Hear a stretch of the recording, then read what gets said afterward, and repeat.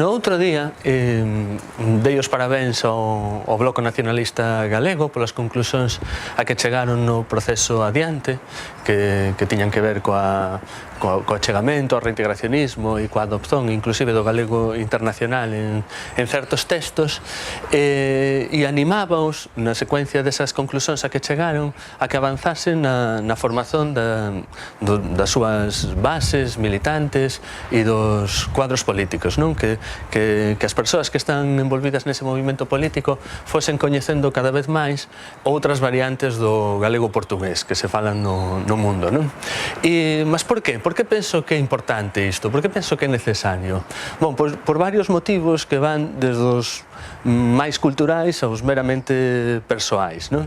En primeiro lugar, porque penso que é unha vía interesante, unha vía persoal interesante para que as persoas teñan outra maneira de relacionarse co mundo que non sexa única e exclusivamente a vía que ten que ver co facto de termos nacido neste estado, non? Coa vía do castellano, coa vía do español, non?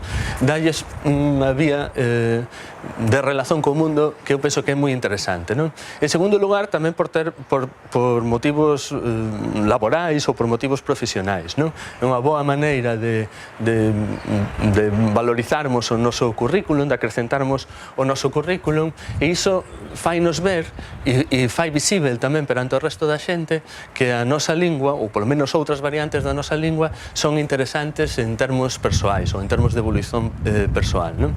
En terceiro lugar, penso que tamén é interesante para os colectivos e para as entidades, para o tecido asociativo galego, porque lles abre unha vía de comunicación directa con outros estados e con outros tecidos asociativos cos que moi probablemente compartillen, moi probablemente non, seguramente compartillan intereses estratégicos que son interesantes de explorar, non?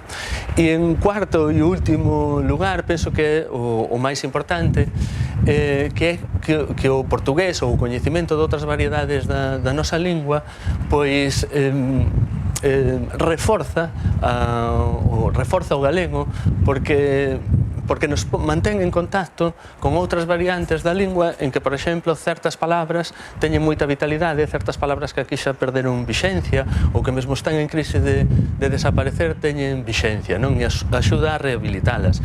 E mesmo é un bon modelo de corrección para moitas estruturas gramaticais en que os galegos hoxe en día teñen moitas dúbidas, non? Poñemos, por exemplo, o caso do infinitivo flexionado, o futuro do conxuntivo, mesmo a colocación do pronome que coincide na Galiza e no portugués de Portugal, moitas perífrases.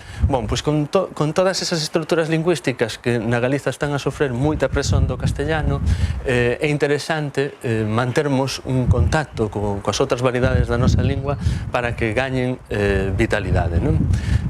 E sobre todo, eu penso que o máis importante ainda que todo isto é que non temos nada que perder, non? Beneficianos en termos persoais, beneficianos en termos culturais e entón por non termos nada que perder xa deberíamos dar un paso nese sentido.